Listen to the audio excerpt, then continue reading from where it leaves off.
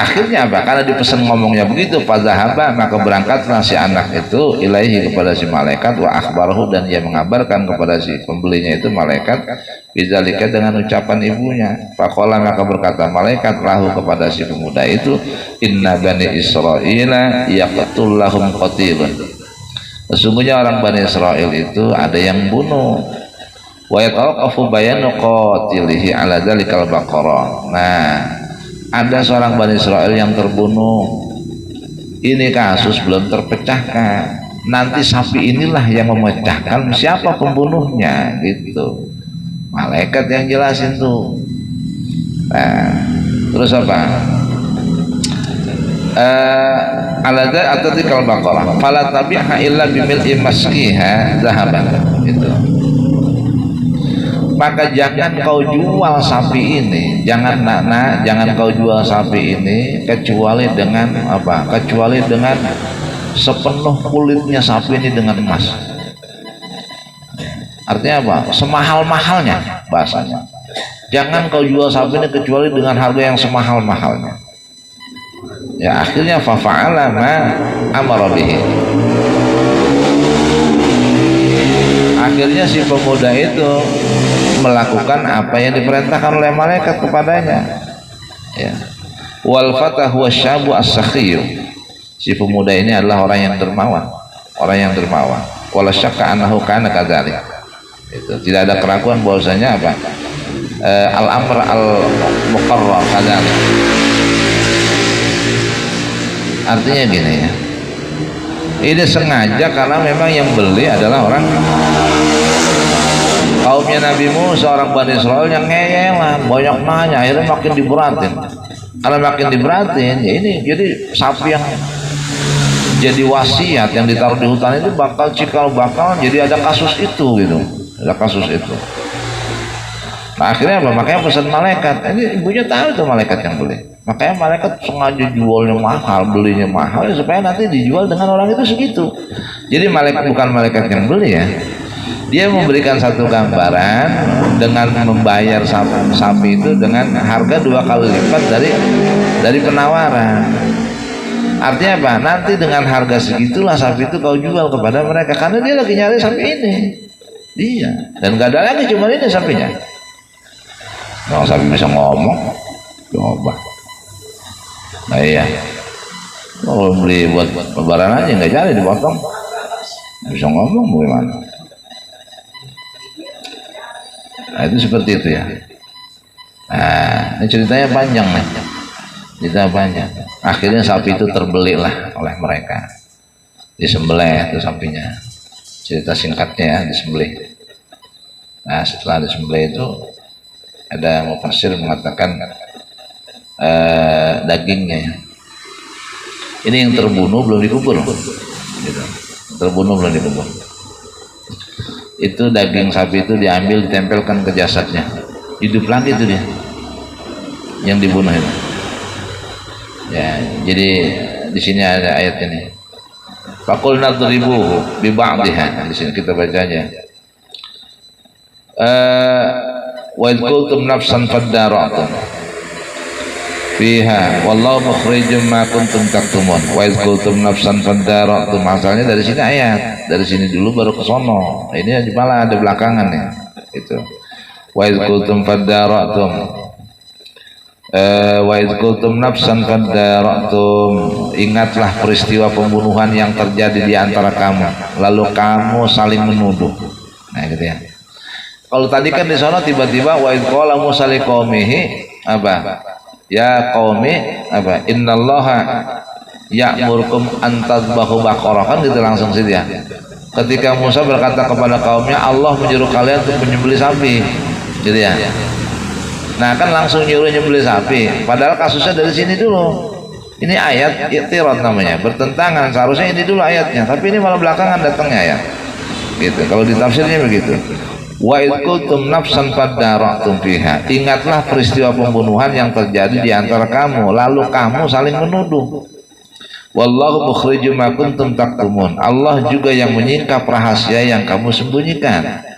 Nah, Umpamanya pada waktu itu ayat sebelum innallaha ya'murukum an tadbahu baqarah, itu ayatnya harusnya ini dulu. Tepatnya gitu. Ingatlah ketika apa? Ingatlah peristiwa pembunuhan yang terjadi di antara kamu, lalu kamu saling menuduh. Musa berkata kepada kaumnya, Allah memerintahkan untuk menjeli sapi. Untuk apa? Untuk menyingkap kasus ini, siapa pembunuhnya gitu. Nah, cuman ini ayat di belakangnya fihi itu qamutan. Lafaz faddaratum itu diidghamkan taknya. Faddaratum fil asli, pada asalnya fil dzali ayat takhasamtum. Ayat takhasamtum fil dzali di dalam huruf dzal. Fil dzali dalam dalnya. Ayat takhasamtum artinya ketika kalian saling menuduh. Takhasamtum ketika kalian saling bukan menuduh, takhasamtum ketika saling menyalahkan wa tadafa'tum dan saling menuduh. Fiha ketika kalian saling menuduh. Wallahu mukhrijun ma kuntum taktumun, dan Allah juga yang menyingkap rahasia yang kamu sembunyikan. Ay muzirun artinya yang menjelaskan min amriha dari urusannya. Nah, wa hadza i'tiradun wa huwa awalul qissah. Nah, ini yang tadi yang disebut. Wa hadza bermula ini ayat wa idz kuntum nafsan faddaratum, ini ayat ini i'tiradun, bertentangan ya. Bertentangan dari jumlah muqtarid, artinya jumlah yang bertentangan disebut dalam rentutan kalimat, dianggap jumlah kalimat yang bertentangan bersilang. Wa huwa awal kisah, ayat ini seharusnya menjadi permulaan kisah ini, kisah terjadi pembunuhan. Baru Musa dapat perintah oleh Allah supaya umatnya menyembelih sapi, karena terjadi pembunuhan dulu baru ada penyembelihan sapi. Nah, ini dari awal langsung Musa nyuruh menyembelih sapi, sementara ayat kasus peristiwa pembunuhannya ada di belakang gitu. Nah, kemudian dijawab begini, faqulna dribuhu ay al-qatil bi ba'dihha, faqulna dribuhu bi ba'dihha kadzalika yuhyillahu al-mauta wa yuriikum ayatihi in la'allakum ta'qilun. Faqulna dribuhu. Nah, baru dan diperintah faqulna dribu bi ba'dihha, kami perintahkan, fakulna maka kami perintahkan, pukullah korban itu dengan sebagian daging lembu itu. Nah, udah dipotong nih sapinya. Pukullah korban itu, artinya apa? Ay al-qatilah, pukullah mayat itu yang mati dibunuh itu. Pukullah orang yang mati dibunuh itu bi ba'dihha, dengan sebagian daging sapi itu. Fadaraba, maka Musa memukulnya bilisaniha apa? Musa memukul si mayat itu bilisaniha dengan mulutnya ya, mulut sapi itu. Jadi mulut sapi itu dipotong dulu ya, terus si mayat itu digituin pakai mulutnya sapi. Au ajaba dzambiha itu. Atau di sini ada dua penafsiran. Atau Musa memukul dengan buntutnya sapinya. Iya, ekor sapi dipotong dulu terus digebuk ke mayat itu. Nah, kemudian apa? Fahayyun, maka hiduplah orang yang mati itu. Orang yang mati itu hari hidup. Itu. Waqala, dan bisa ngomong, baru dia ngomong tuh. Dulu begitu. Waqala, dan berkatalah orang yang terbunuh itu, qatalani fulan wa fulan libni ammihi, yang membunuh saya adalah si fulan dan si fulan, dua anak paman saya itu. Libni fulanin libni fulan libni ammihi, ini isyarat untuk anak laki-laki, dua anak laki-laki pamannya ya. Itu mayat bisa ngomong langsung, yang membunuh saya adalah dua anak laki-lakinya paman saya. Wa mata faharramal mirasa, wa mata isyarat untuk dua anak pamannya. kemudian matilah itu yang terbunuh. Jadi gini ya, matilah itu yang terbunuh, faharramal mirasa, dia menghalangi warisan, wa qutila dan dibunuhlah, libni ami, dua anak pamannya, dibunuhlah ia oleh dua anak pamannya. Qala ta'ala, berkata Allah, kadzalika yuhyillahul mauta, kadzalika yuhyillahul mauta wa yuriikum ayatihi, demikian itulah Allah menghidupkan yang telah mati, demikian itulah Allah menghidupkan orang yang telah mati, wa yuriikum ayatihi, dan Allah menunjukkan tanda-tanda kekuasaannya, dan Allah menunjukkan tanda-tanda kekuasaannya kepada kalian, la'allakum ta'qilun, agar kalian berpikir. Ini gini ceritanya nih ya. Ini ada cerita lagi di sini. Dulu nih ceritanya ada orang Bani Israel nih. Ya. Ini orang ceritanya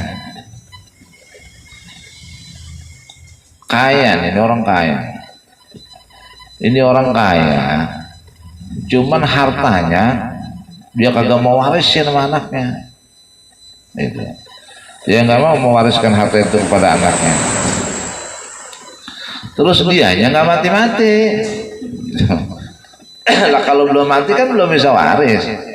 Karena dia orang nggak mati-mati, ditungguin, akhirnya dibunuh sama saudaranya gitu ceritanya. Gini ceritanya nih. Faharamal miras di sini. Qalu faharamal miras. Ceritanya aili annal qatila la yarisu min tilkatil maqtul syai'an. Artinya gini, orang yang membunuh itu tidak mendapat harta peninggalan warisan dari orang yang dia bunuh, sama sekali dia nggak dapat. Hatta fi syar'i Musa, sampai pada dalam syariat Nabi Musa pun juga nggak dapat.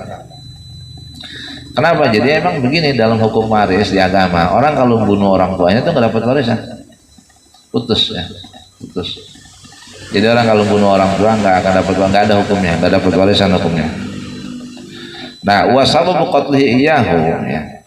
Adapun sebab kematian ini kematian orang yang dibunuh, sebab kematiannya adalah annal maqtula kana ghaniyan. Orang yang dibunuh itu orang kaya. Ya. Wal qatilu kana faqiran, sedangkan yang bunuh orang miskin. Falamma tala umrul maqtuli qatalahu liyurisahu. Ya. Nah, ketika yang dibunuh itu umurnya panjang, nggak mati-mati, jadi dia nggak dapat warisan. Kalau dia nggak mati-mati, akhirnya dibunuh, gitu, supaya dia dapat warisan. Wakil agak dzalik, ada yang mengatakan bukan begitu ceritanya. Gitu. Nah, ini kasusnya begitu ya, gitu, kasusnya begitu. Jadi sebetulnya yang libnai ammihi di sini qatalani fulana wa fulana. Jadi yang bunuh dua orang kalau di sini ya. Si fulan dan fulan anak pamannya. Itu anak paman sendiri. Karena apa? Karena dia pengen dapat warisan, sementara yang punya harta yang kaya nggak mati-mati. Nah, supaya dapat warisan dia bunuh lah dia tuh.